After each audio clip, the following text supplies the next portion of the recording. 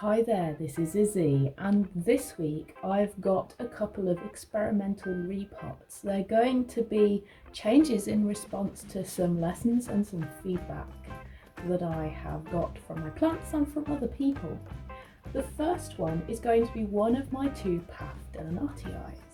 So my Paphiopedilum delenatii, I got these late last year, and they were potted in a curious mixture of pebbles, coarse bark, and occasionally packing peanuts, which I didn't particularly understand at the time. Now, when these two plants arrived and fell out of their pot, I separated the individual plants, and so now I have two Paphiopedilum delenatii, and I potted this one into my bark and ceramis mixture, thinking, oh yes, this will be damp enough for a Paphiopedilum. But since then I've learnt more about Paphiopedilum and about Paphiopedilums in general. So Paphiopedilum like to have a cool and drier winter break, and I've struggled to achieve that with this ceramis bark mixture medium. In addition, particularly on some of the Care Collab videos for slipper orchids that I was watching back late last year, particularly one by Ed's Orchids, very nice technical video, that one. I learnt that the environment around the roots determines nutrient mobilisation. Essentially, you've got to have some acids in there to dissolve the stuff that the Paphiopedilum delenatii needs to drink up.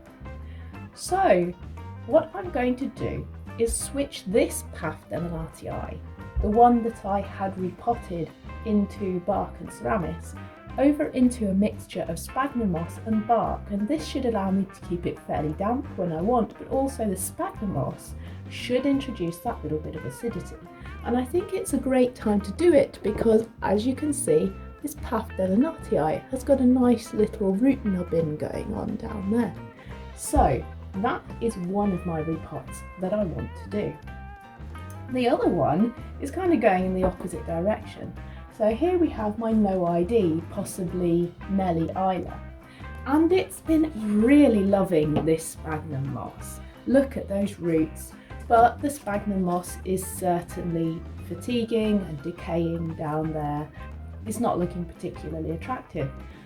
But the other week I learnt from my No IDs but possibly Oncidium twinkles about the bark and ceramis mixture that I've got the Paphiopedilum put in being quite good for these Oncidium types. They quite enjoy growing in it, it's nice and damp, and they seem to root well in it and grow well without accordion leafing, which is this really odd rippling that you can see on the leaves that Oncidiums are prone to when they really need to drink a lot of water.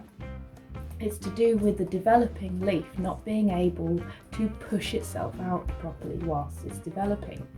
So again, this one is rooting, this new pseudo bulb is rooting, so I thought it was a good time to actually change this into a different medium and possibly into a different pot size, because this plant, yes, the root system is big, but the plant itself is quite small for this. So let's get on with the Paphiopedilum first.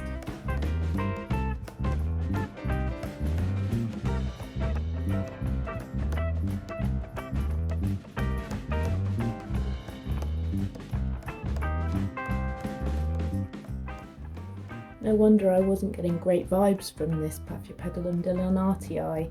It seems as though a lot of these roots are dead or have died. Maybe that's the new medium, I'm not totally sure, but I will be trimming off quite a lot of roots from here.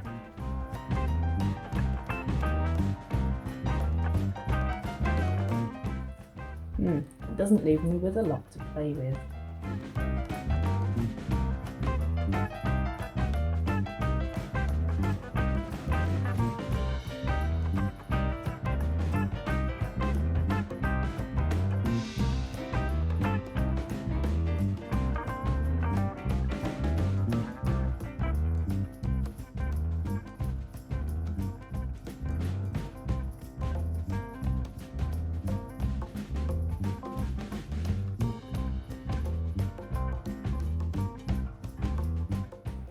There we go, that's the Paphiopedilum sorted. but it appears that it's a bit short on roots. So I'm going to watch this individual and I'll keep an eye on the other Paphiopedilum I have as well. Perhaps that's why its most recent leaf of this second Paphiopedilum was very short. If it was struggling for roots, then that would explain that. Right, on to getting rid of the sphagnum moss.